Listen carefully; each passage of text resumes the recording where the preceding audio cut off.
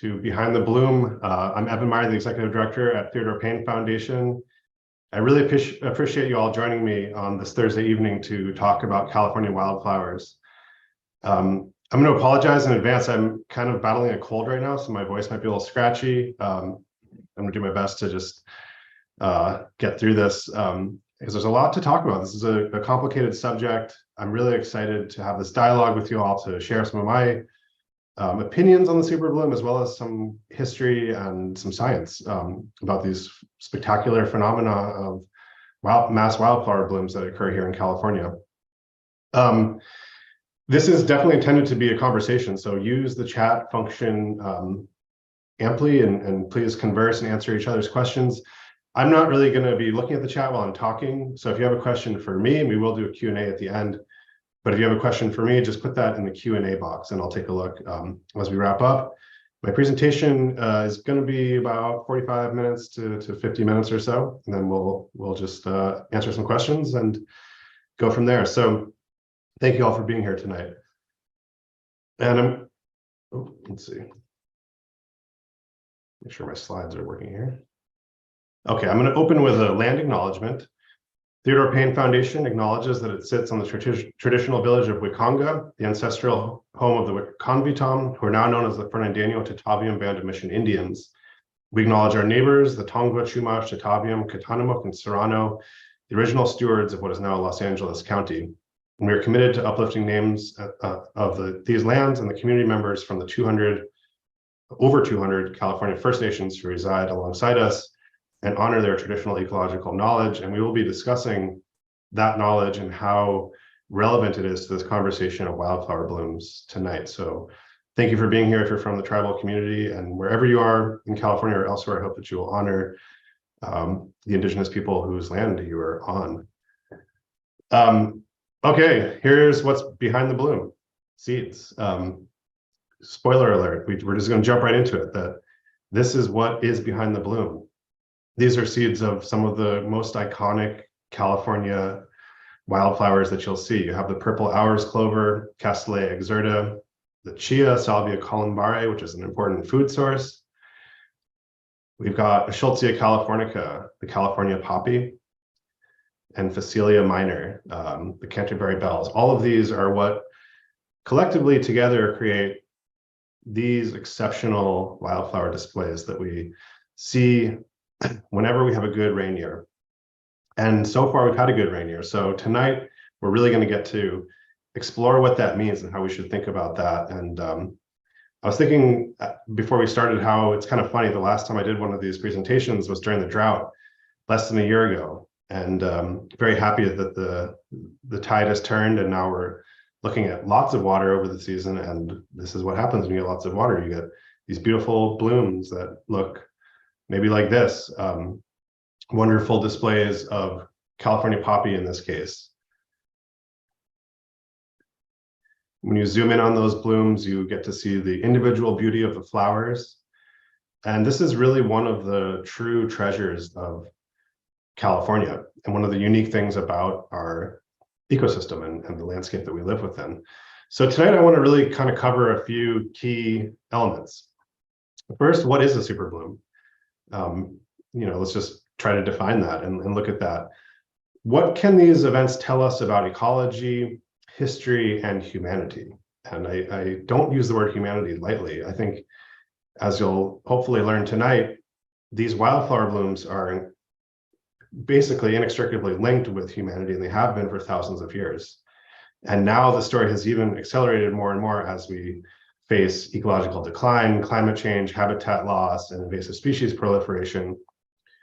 It opens up all these interesting questions about our role as stewards of nature and access to nature, and how we talk about nature, and how we think about nature, and how we advocate for protection of natural spaces and the natural ecology of California.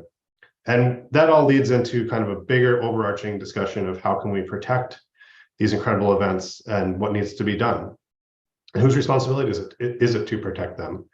So we're going to kind of go deep tonight, and some of these topics might be a little bit charged. And if you're read the LA Times piece that came out a few days ago, and we're in the comments section, you might disagree with some of the things I say.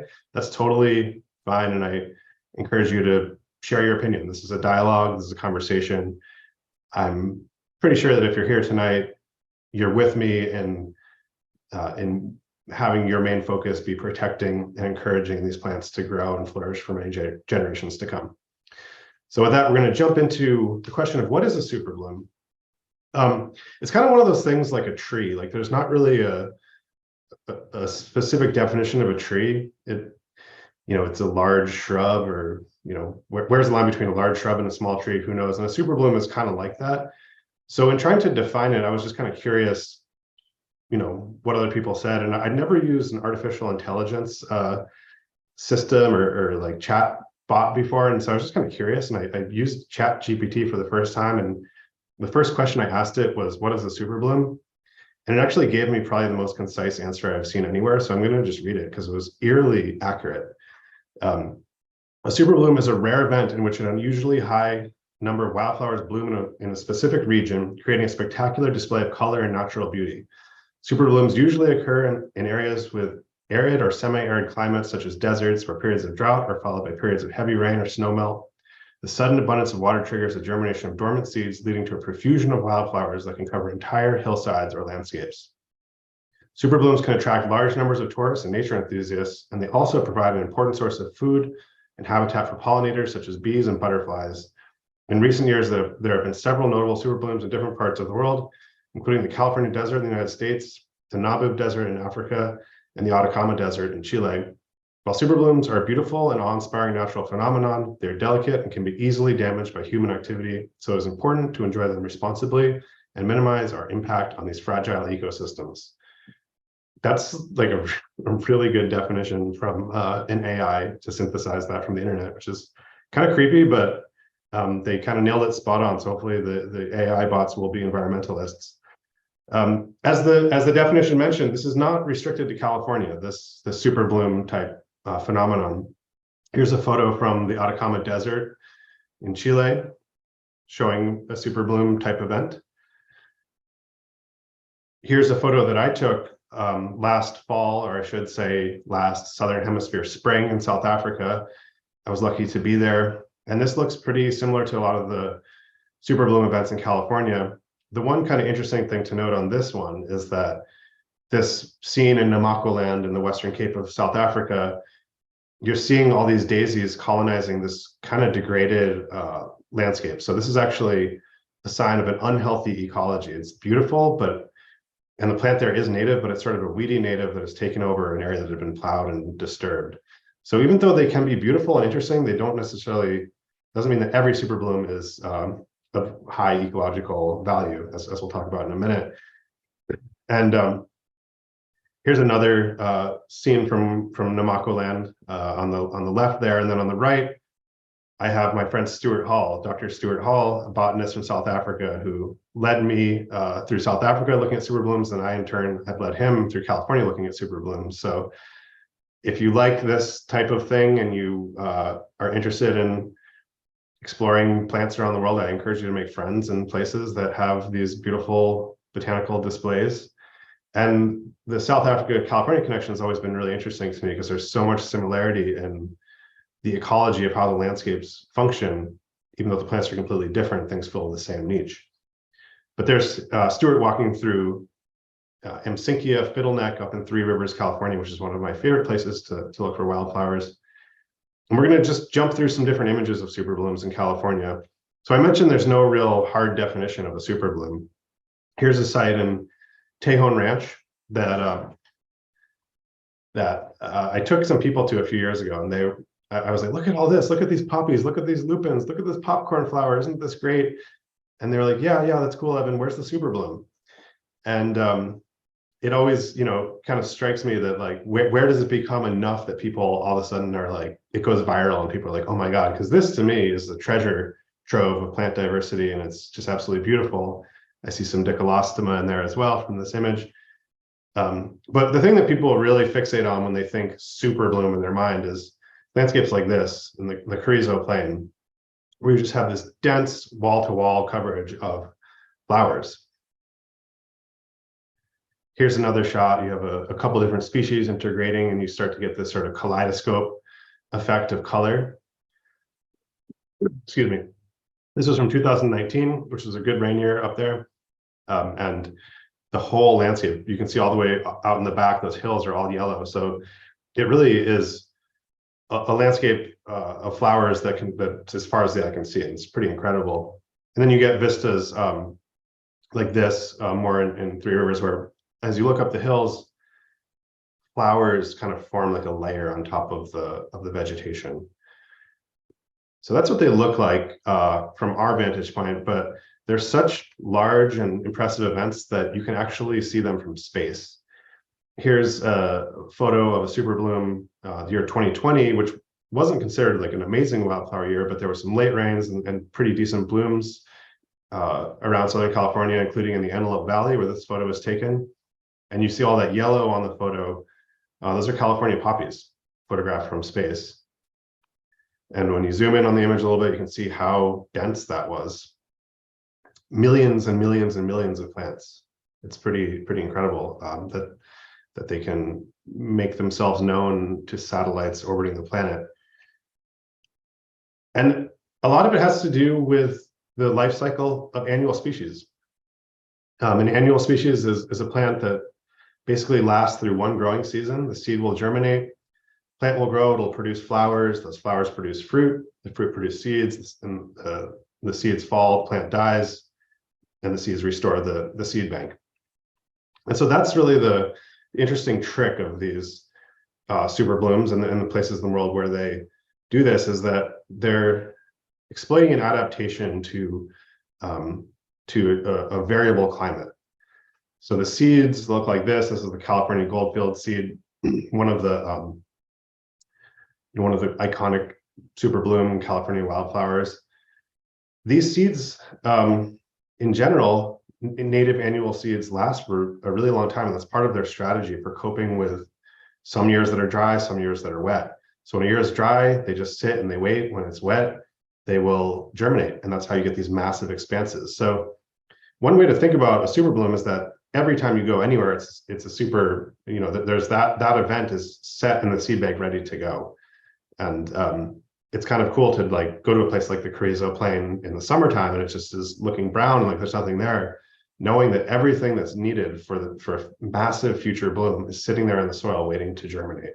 It's pretty incredible. So how long do the seeds last, you might be wondering, and how does this actually work? And that's a good question. And there's been some interesting research over the years to try to ascertain exactly how long California seeds will last. One study in particular that was very interesting started in the 1940s, and they set up this sort of long-term seed study and created an experiment that went for over 350 years, starting in 1948 all the way to the year 2307 AD. A botanist named F.W. Wendt, who was at Caltech. Interestingly, there's a Life magazine article from the 1940s where these photos come from. He talks about how his son was going to be a botanist and follow in his footsteps and would continue this experiment on, and then his son, and he had this idea in his mind that like it was going to be this family experiment, and his son did not take on the experiment. But luckily the experiment is still going, and I actually got to participate in it in 2014, which is crazy to think that almost 10 years has passed since then. But at Fort Collins at the USDA National Germplasm Repository, they hold this experiment now, and they're planning to see it through to 2307. So in 2014, we opened up the time capsule and germinated some seeds. And this is how they're stored. They're stored under vacuum tubes, botanically labeled, different California wildflower seeds. And what we did was basically cracked them open, took the seeds out, and then put them on a germination plate to see if they were still surviving, and then be able to assess how well they were holding up in those conditions. And here's some photos from a photo from 1997. This is what the germination tests look like. So what you're seeing here is 50-year-old seedlings. So they're little babies that are 50 years old. And that's kind of the weird thing about annuals, is we think that they're these short-lived plants that have, they live fast, they die young, they have a 1-year life cycle. But that's not really true because they spend so much of their life as a seed, and that seed can live for decades, as we've seen here. 50 years on, they're almost all of them are still viable and alive. So it begs, obviously the conditions of this are a little bit different than a wild landscape, but it begs to reason that in the wild, these seeds are lasting for a very, very long time. When we took the data of that experiment and looked at it for all the species involved, I want to say there was somewhere around 80 to 90 species total. Excuse me. Over 70 of those were still alive in 2014. So nearly 75 years after the experiment started, they were still hanging on, which is pretty wild. And what you're seeing here is that the initial tests were done a few years after the experiment started, and they were getting germination rates around 30%. And we've held basically in that same range for 70 years. So in 70 years, the germination rate has barely declined, which just goes to show you that these seeds are very long-lived.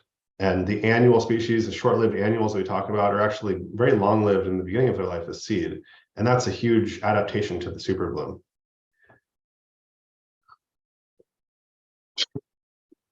Excuse me, my cold is catching up right now. So yeah, pretty fascinating study, and it was really cool to get to be a part of it. And it kind of shines light on all the interesting little things that happen within seeds.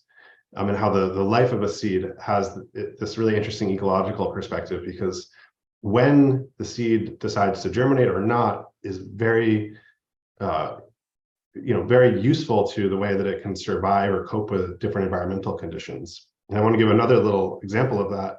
There's a wildflower called Whispering Bells, Amananthe pendulifera, which you might see if you go out looking at superblooms this year. There was a study where they looked at this plant, and there's populations that grow in the chaparral and populations that grow in the desert. And they looked at them side by side, and they found that in that one species, it had evolved an ability to basically to be fire adapted in the chaparral. So the seeds in the chaparral needed fire to germinate well, which is the seeds in the desert, which is not an ecosystem that burns, did not. Which is pretty amazing that in this one species, this little variable of when do you germinate is so important, and fire had been so implicated in the landscape that it evolved this adaptation and a way to survive and to have the best chance of it blooming and setting seed and being successful in reproduction. So seeds are really cool, but everybody this year is more interested, I think, in the flowers, and I understand why. They're beautiful. This looks like an impressionist painting, but it's a real site. We have a photographer named Spencer Westbrook who gave us a lot of his archives, so you'll see a lot of his photos tonight. I'd like to go over some of the history of the wildflowers and what's happened to them over the years. It's kind of a sad story. I'm not going to sugarcoat it, but it's a complex story. It's a story that's good to know about and good to think about as you're thinking about plants and wildflowers. I really recommend this book, California's Fading Wildflowers, which is quite interesting. I'm going to go over some of the stuff that is written in this book by Richard Minich. The main hypotheses of the book are that California's pre-colonial landscapes were really dominated by mass wildflower habitat, and that was sort of the norm in California. And that's been up for debate. Some people think that the landscapes were more dominated by bunch grasslands than others, but Richard believes that flowers were much more dominant than previously thought. His other hypotheses are that European plants, particularly grasses, really triggered invasions and destruction of the wildflower fields. That destruction started on the coast and moved inland over time, and that this all happened really recently. The collapse of pre-colonial wildflower habitat in the last, has really been accelerated and mostly happened in the last, 120, 130 years. So it's a pretty recent phenomenon, this major loss of of habitat, so he believes. But I want to go back to pre-colonial California for a second. There's a myth out there that I think is becoming much less ingrained in the public consciousness, that California was kind of an untended wilderness when Europeans showed up. Indigenous people have said for years that was definitely not the case, and now the rest of the world is kind of catching up, that there's so much cultural knowledge as well as scientific evidence that landscapes were very actively managed prior to colonization, and in many ways, and that very much included the cultivation of different plants, including wildflowers. And that's borne out in the journals of the Spanish who colonized the space. I'll just kind of give a disclaimer that reading these is hard. It's a very dark history. It involves genocide. It involves all these awful things. And there are terrible words in these journals. So I've taken those out, and we'll paraphrase a minute. But it's interesting to read this because it just shows you how much like energy and effort and ingenuity and technology was going into the maintenance of of specific types of landscapes in California by Indigenous people. So there's a kind of interesting discussion in Creating Wildflowers about the words pasto and zacate, which mean grassland in Spanish, but it's also possible that they were kind of using them to just mean like green vegetation, and that's sort of the premise of this book, and one of the reasons that he believes that wildflowers were so ubiquitous. And so here's a quote from Juan Crespi in 1770, speaking about present-day San Diego Bay from Second Exposition. He said, "All the country is very grass grown with green grass and seed, emplastada de zacate, from which the indigenous people were now plucking seed crops. And in many spots along the way, we came upon great heaps of them. Some indigenous people came over from the village and gave us to understand that since they were plucking their seeds at present, and we had stopped in the hollow at a place where they had not yet plucked, we should move onward. And the attempt was made to keep our mount away so as not to do them damage, because they gave it to be understood that they were very unhappy with their livestock eating the seeds." Which is like, yeah, duh. If you had a field of crops and an animal walked in and started eating them, you'd probably be pretty unhappy about it too. And there's a very similar idea backed up by in a different journal, a very similar experience, I should say, by Fernando Rivera y Moncada. He says, "In the countryside, there has been extreme need of pasture for the animals, which in some areas has caused me difficulty in staying overnight and even in stopping at midday due to the horses and mules not having grass, all occasioned by the great fires of the indigenous people, who, not having to care for more than their own bellies, burn the fields as soon as they gather up the seeds." So the fields were being burned, the landscape was being contained and turned into a very specific thing and kept in an ecological pattern that created food crops through seed. And some of those were maybe bunchgrass seeds, but many of them were most likely wildflower seeds as well, because we know chia is an incredibly important food source. So it's quite an interesting way to kind of understand the pre-colonial landscape, in that flowers were not like a thing that was just out there to look at. They were part of the human experience. They were part of the materials, part of the food, part of the medicine. And there was a lot of interaction with those spaces and cultivation of those spaces, which is much different than the rhetoric and the paradigm that we live in now, obviously. As the mission era kind of unfolds, there's a lot of things that happen. And for wildflowers, they're all pretty bad, as well as obviously for people. They're very bad. For indigenous people, they're horrible. But when it comes to wildflowers, you have a couple of things happening. One is the outright destruction of those habitats to be turned into agriculture, and the conversion of wildlands and wildflower habitats into agriculture, as well as the urbanization and development that follows in the years preceding the mission system and the early colonial era. This is kind of basically the dwindling down of what's left of habitat. And with that dwindling of space that's even available for the wildflowers, you have this other very nefarious situation happening, which is the grass invasions, the European brome grass invasions. Here's a photo that I took today. This is Bromus diandrus, the ripgut brome. You've almost all probably seen this, and if you've ever hiked through a field of it, you know, it gets stuck in your socks and it's just sort of a nasty thing. Next time you're out on the hiking trail, or even if you have these growing in your yard, pull back on the seed, and you'll notice that it's got this really like sandpapery texture, what we call scabrous texture in botanical terms. And that is how you can identify it. It's also one of the reasons why they call it the ripgut brome, because it's really actually kind of tough for cattle to eat. But this is something that's just swept across the landscape along with wild oats and a couple of other different species of brome grass, and have outcompeted the flowers in many cases. And that also happens with mustard. Here's Theodore Payne Foundation this morning, Hirschfeldia incana, that yellow mustard that you see blooming all over the hills, which in many cases outcompetes the native vegetation and is a sign of a disturbed, degraded landscape. And you'll see a lot of this in the Santa Monica Mountains. And you know, the closer into urbanization places are, the more likely they are to be heavily invaded by this, I find, as a rule of thumb.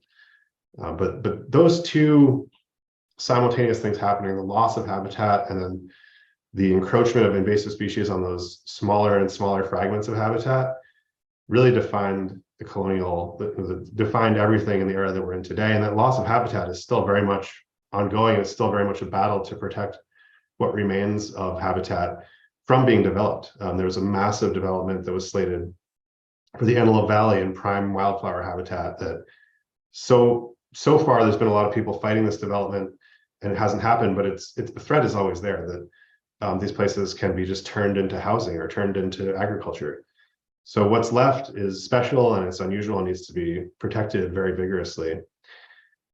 One of the kind of interesting ironies of the way that California has represented itself as a wildflower destination, as a tourist destination, is that it cherished the things that it was destroying. So it was creating postcards of the poppy fields of Altadena before they were all paved over and turned into housing and gas stations and whatever else is out there.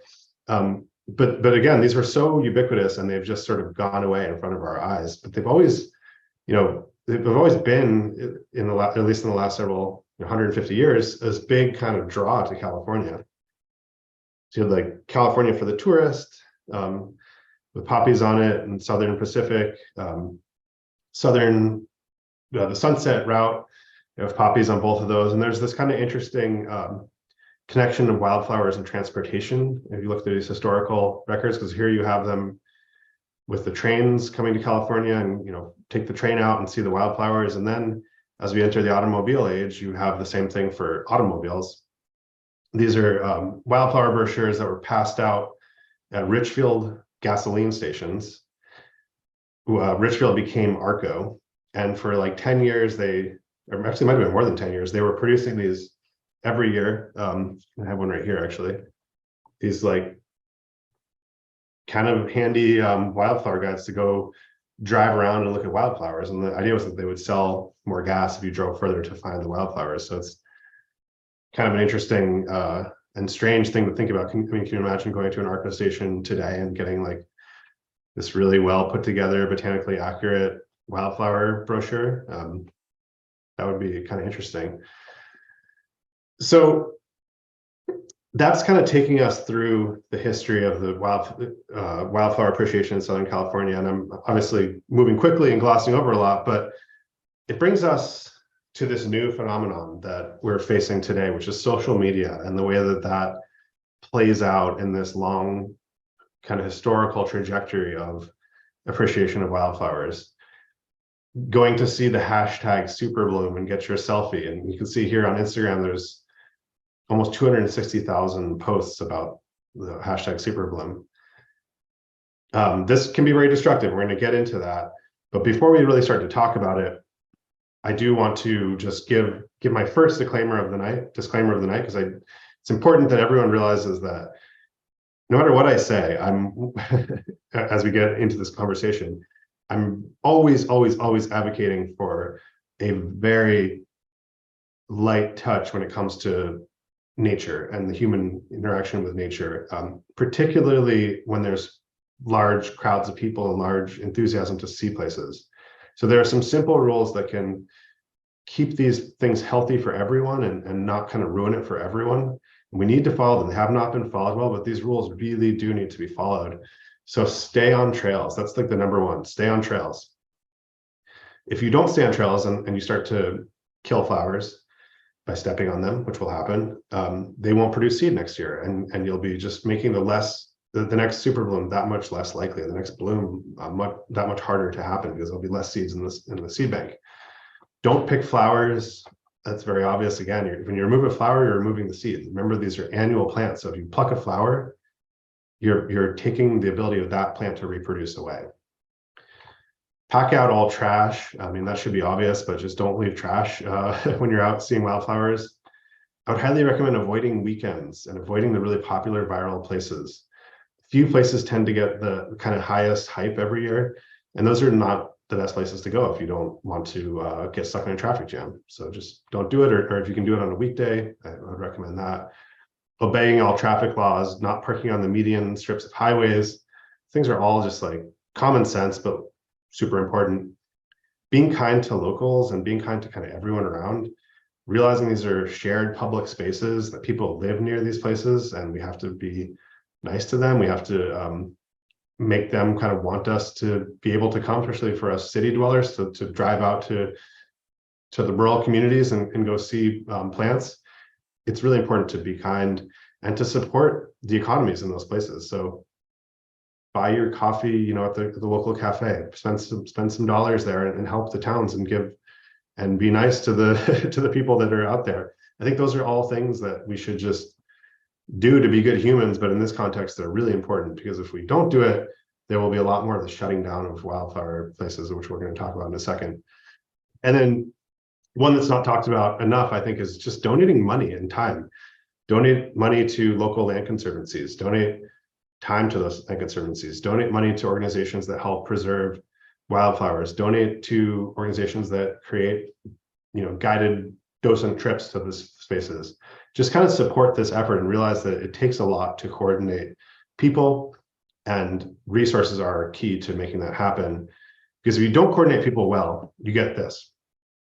You get just sort of a free-for-all, and this can be very destructive. And this is a very charged thing for people. We're going to talk about some of my opinions on this, but I understand why people get upset. Like you're seeing people just sort of damaging these places, treating them disrespectfully, stepping on the flowers, leaving trash. All that is not a good thing. Like there's no way of sugarcoating it. It's just really horrible. And what will happen when they start to do that is they eventually, this will just be a grassy hill and all the flowers will be gone because they'll all have been trampled. They're more sensitive than those European grasses that I mentioned. I would just throw out that I don't think anyone in this picture is a bad person. They probably haven't been educated correctly, and they probably isn't the right level of enforcement for people who are breaking the rules. There needs to be more attention given to that and more resources given to that, I believe. We're going to talk about that in a second, but people have been framing this destructive Superbloom craze as purely a product of social media, which I think is somewhat true, in some ways, but the like carelessness when it comes to California wildflowers, or go way back in the historical record. If you were living that hashtag wagon life back at the turn of the century, you could get your cool photo by driving your wagon out onto the poppy fields and have your dog there with you, and throwing a big picnic and driving your cars onto the poppy fields back around the same time in the Antelope Valley, driving your old-timey automobile out onto the fields and picking some flowers while you're at it. Even picking a bouquet of poppies and getting that that great shot for whatever so I guess sending it in letters, which would be the equivalent of Instagram back then. Send letters to your suitors or whatever with your poppy bouquet.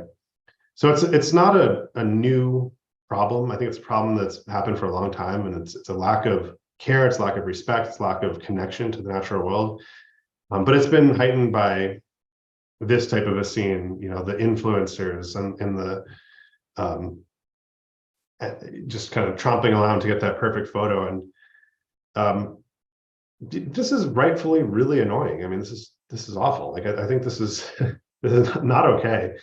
But how do we talk about it? What do we do about it? And what should the overall narrative be when it comes to this? That's the kind of thing that I want to talk about tonight and question a little bit. And I've seen this plenty of times with my own eyes. I know that it's real. I know that obviously this type of trampling the wildflowers is real. I also know that picking the wildflowers is real, because I literally caught someone doing this last week, and I just quickly snapped these photos and then went and asked her to stop. She's picking giant coreopsis in Malibu for a bouquet, this woman, and I said, hey, can you please stop that? These are actually not very common plants, and what, don't do that. And she was legitimately baffled that I would come to her and say that. Like, really? Like, what? Are you crazy? Like, that I mean, she stopped, but she's like, I'm not supposed to pick these? Wow, like that, I had no idea. Like, acted very surprised. So was she being disingenuous about that? I have no idea. But it stands to reason that she just really hadn't thought about it. And it was really surprising to her, which was surprising to me in turn, that she wouldn't have just realized that picking, wildflowers is not okay.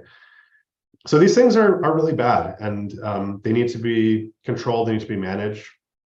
But the way that the media in some cases has talked about them, I think, is actually probably a little more detrimental than people realize. And here's an example of that. This is from 2019 in Lake Elsinore.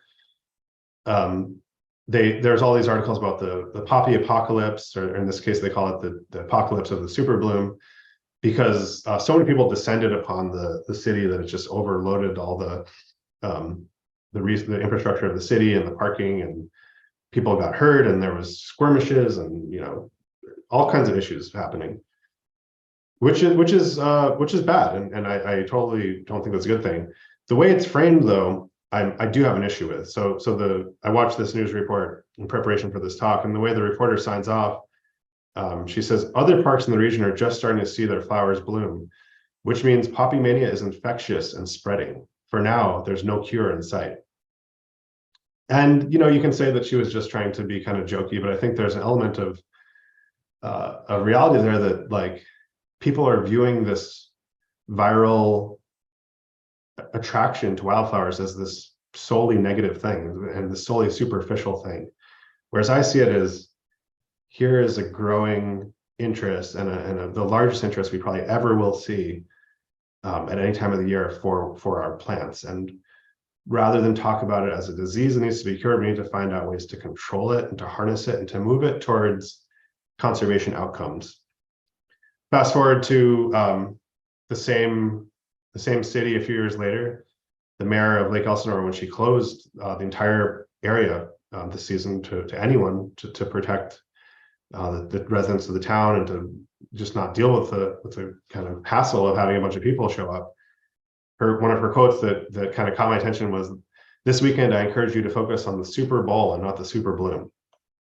And again, I feel for this woman. I feel for the people who have to take care of these places and the town infrastructure not being able to handle it. But it just doesn't settle well with me to say, hey, you shouldn't care about plants, you should care about football instead. Like, and that's the solution to this. Like, because what that to me signifies is a failure of imagination to say we can find a way to celebrate this incredible thing and this amazing, unique thing that we have here. We can celebrate it in a way that protects it, but also shines a light on it and uses it to garner greater support and interest in the plants of California. My opinion here. So I would love to hear others thoughts on this as we open up the dialogue in a bit here. I was being very cheeky, I would say, when I mentioned this to the LA Times, that it did bring up to me this image of the hippie protesting, the police state by putting a flower in the barrel of the gun.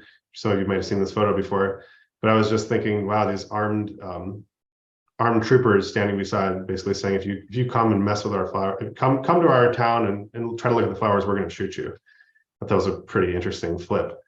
And I talked about some of that in an article that just came out recently called "Has Wildflower Shaming Gone Too Far? How to Find the Best Blooms Without the Drama." I didn't come up with that title. People are upset about that. I understand why. I think it's a nuanced conversation, and it's a really tough to find the right line of educating the public about the need to be respectful and do the right thing versus kind of just saying you can't come, we're shutting it all down, you're all bad. Because when we start lumping everyone in as you're just a superficial Instagram selfie person and that's all you care about, then we really start eroding this already tenuous connection to nature that our society has. And I think that's actually a much bigger problem than is readily apparent, that it's a really obvious problem that people are stepping on the poppies. And that's a short-term problem. So it makes sense to kind of be like, we really need to get people to stop walking on the poppies. We're going to tell them they can't come see them. They're not invited to go watch the Super Bowl instead, then they won't step on the poppies. I understand that as a short-term solution, but as a long-term solution, you're then driving people away from starting to develop a relationship to nature. You're not harnessing that interest. You're not catching them and saying, yes, poppies are cool, but there's plants 365 days a year, and there's and we need to be protecting all of them. So that's what I was trying to say in this article. And I know some people didn't appreciate everything that's in there, and that's fair and it's valid. And I think we're having a dialogue, and it's a dialogue that needs to happen, because it does raise some questions for me that I have, and I throw out to you to think about and talk about with your community. What does the Superbloom phenomenon say about our culture and its relationship to biodiversity? Remember, back to those, the pre-colonial days, the wildflower fields were being walked on all the time, but they were being walked on in a way that cultivated them and made more of them, and was stewarding them. Now we think of it as we only walk on them to destroy them. We don't walk on them to cultivate them and grow them. So what needs to change for us to change that relationship where people being there is not bad, but good? Who's responsible for coordinating access to these Superbloom events and paying for it? I understand Lake Elsinore and the town, they probably don't have the resources to deal with it. Is there a way that the state can help facilitate this viral interest in plants and be proactive in creating solutions to manage the flow of people? Because we've gotten good at doing that in certain other things. You need a reservation to get into Yosemite. You need to. I went to try to go to a national park, and they said, "Do you have a reservation?" I said, "No." I said, "Well, you can't come in." And I said, "Okay." And I drove off. There are ways to handle and manage this, but we need to pay for it. It needs to be prioritized. And what role does the government also have in cultivating that awareness and that ethic? And that goes beyond just land management and land conservation and plant conservation and biodiversity conservation. That goes to education and educating and creating an ethic of connection to nature and connection to plants kind of off the bat. I think that needs to be integrated into our educational system in a much more profound and meaningful way than it is right now. How do we capture this moment of interest when there's a global news cycle talking about California native plants and move the narrative towards what is an outcome, a really significant, serious outcome for preservation and conservation of California biodiversity? Not just let's not kill the plants that are there, which I agree with, by the way, but let's get more plants out there. Let's get more habitat in protection. Let's have more plants growing throughout our urban spaces.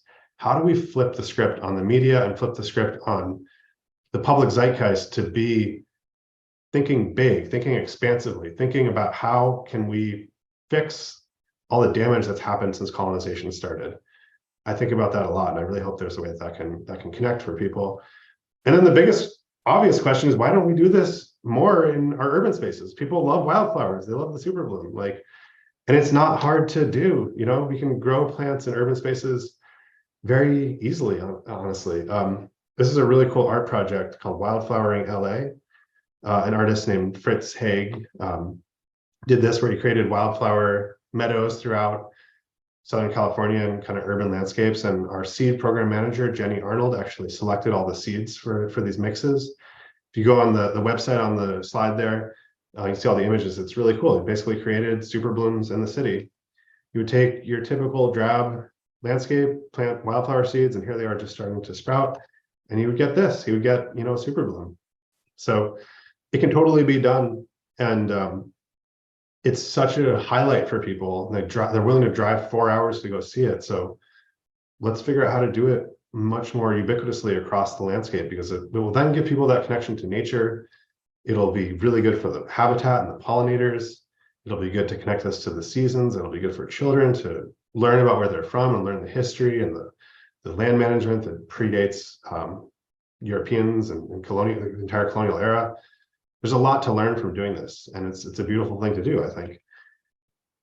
As another kind of artistic representation of this is the Seed Spires project that we hosted at Theodore Payne Foundation last year with Studio Tuto, a wonderful duo of artists who create these sculptures that they embed with wildflower seeds to bring awareness to creating and cultivating and conserving native plants in urban spaces. And this was also a seed mix that came from Jenny at Theodore Payne. So very cool. And if you're into wildflower seeds, by the way, check out the seed program here at Theodore Payne. And if you get a chance to talk to Jenny, she can tell you about all the different wonderful ways that you can cultivate wildflowers and create your own Superbloom at home, like this one in Highland Park, the LA Native Plant Source Garden, which is a garden that started out very much like most hillside properties in LA, just a bunch of non-native plants. There were native oaks, and based on those oaks, he went in and cultivated this amazing wildflower habitat in this urban meadow that is as dense and thick and lustrous as many wildflower patches that you'll see in the wild. So it's really incredible what can be done without too much difficulty. Like, you have to weed it a lot, and it can be there's effort involved, but it's not that hard to create wildflower blooms in urban spaces. So we're going to end up with what this whole talk is kind of previewing, which is 40th anniversary of our Wildflower Hotline. It's launching tomorrow. Very excited. It comes out every Friday. And this Wildflower Hotline, if you haven't called it before, it's actually a phone number that you can call. And it'll tell you, some different places around Southern California where you can go find wildflowers. We only send people to places that can handle people. So we don't send them to places where there's no parking or there's no trail. We only send to places where they have infrastructure to handle people. So anywhere you go here, it's going to be respectful. Again, stay on the trails and follow all the regulations, but you can learn a lot about the plants that you're going to find and what's happening where. So I encourage you to check out the Wildflower Hotline. And I wanted to do like a little dive into the history of the hotline for tonight's talk, but I ran out of time. But I did manage to get this brochure from the late 90s. And I was just kind of charmed to find out that at one point, Theodore Payne Foundation had a wildflower fax subscription that you could get wildflower reports faxed to you. And some of you watching probably have no idea what that means, but some of you definitely do. And we had a fax machine when I was growing up. You plug it into the phone jack in your wall, and then you can send Xerox copies through it. So we used to do that as a fax service for Theodore Payne, and we've tried to stay with the technology through the years. So currently, the Wildflower Hotline is also hosted on all your podcast platforms, Apple Music and Spotify and all those things. Who's really behind the hotline? Well, you probably hear the wonderful, beautiful, soothing kind of jazz voice of Joe Spano. I love his voice, and even if I'm not going to go out and see wildflowers, I always listen every week just to hear Joe's wonderful voice. You might know Joe from his work in television and movies. He was on NCIS, and he also had a role in Apollo 13. So it's kind of cool that we have a true bona fide celebrity reading our wildflower reports every week. And we have a botanical celebrity who writes them, Lore Fuentes, who has been doing it for many years, and she compiles lists of plants and places from a whole network of people across Southern California, from up in the Santa Barbara area all the way down to San Diego and up to Three Rivers and around LA. So it's really wonderful. Inland Empire, there's all kinds of stuff in there. So it'll give you a lot to learn and places to explore. So I encourage you to check out the hotline. I want to thank Joe and Lorraine for all the work and all the contributors, many contributors who make the Wildflower Hotline possible.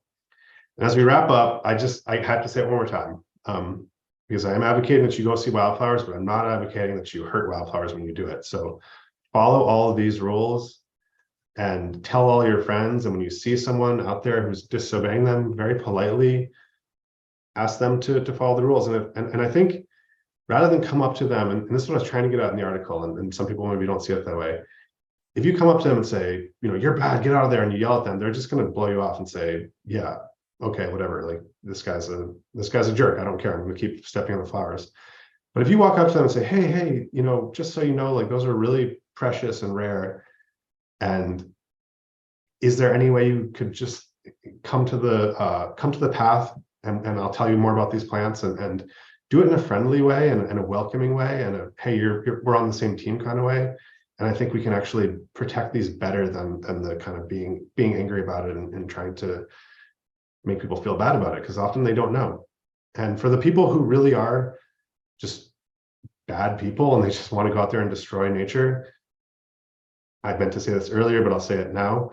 There does need to be much stricter penalties for harming nature. I think it's a crime and it should be viewed as that and it should be punished like that.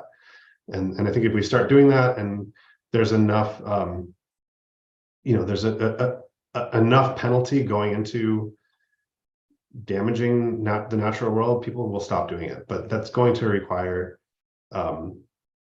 politicians and government helping us. It can't just be us policing it. It can't be Theodore Payne Foundation and California Native Plant Society and California Botanic Garden being the only ones who talk about this. It has to come from our leaders, come from our politicians, and come from you all as citizens of the state. So I'm aware that there are going to be people who are going to break the rules, and the social media influencers, it's going to be really hard to stop all of them. I totally agree with that. But I do have a solution here that if you're, and the people I'm talking to probably aren't watching right now, so you might not, this might not land with the people who really should hear it. But if you are going out to experience wildflowers for purely superficial experience of getting a selfie on social media, then go to the invasive mustard fields, because it's going to look basically the same. No one's really going to know. None of your friends, if they care about your social media influencer photos, are going to know better. So just go do that. You can step through the mustard fields all you want, and you're not going to cause any ecological damage, and you're not going to harm these precious and wonderful treasures of California that we all love and want to protect. And with that, I just want to thank you all for joining tonight. And check us out at Theodore Payne on social media and theodorepayne.org. Wildflower Hotline is there on the homepage. And I'm going to stop sharing now and take some questions. So thanks, everybody. Do I not have an MC? I'm by myself right now, huh? We're here with you, Evan. Thanks, There's some questions in the Q&A box if you want to look at those. Those are the ones that I haven't answered. Cool. Okay, Diane Brown was asking about the vacuum tubes and the long-term seed study. Yeah, there is definitely kind of they don't accurately, basically, they don't accurately, like, they're not exactly like the conditions in the ground, I would say, but the fact that they can survive in those specific situations would lead one to think that there are times when they can last for a very long time like that. I want to see the Superbloom in May. Should I go further north than Anza-Borrego? More generally, does the Superbloom come to northern latitudes and higher altitudes later in the season?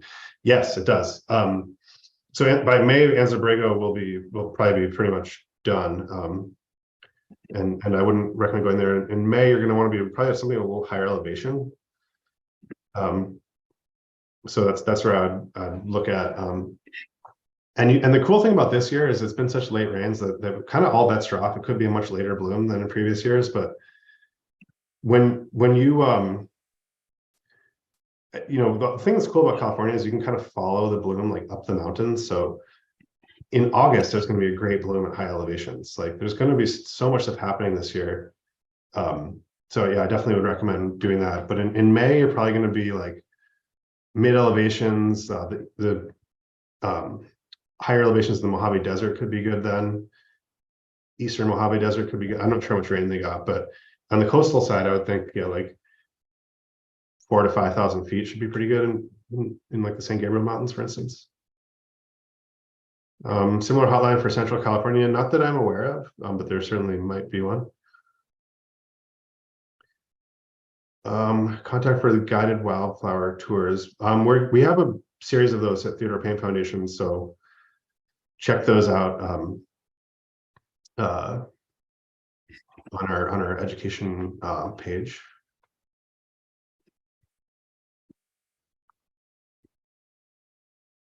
The late Milt Macaulay led wildflower walks in the Santa Monica small groups, camera identification plus birds. Insects paw prints. He was a treasure. Sounds like a cool guy. What does TPF do about pests? The gopher that's eating my poppies. That Katie's answering that one. That's always an issue. The name of the artist who had the wildflowering LA spaces was Fritz Haig. And it's wildfloweringla.org, I believe, is the webpage.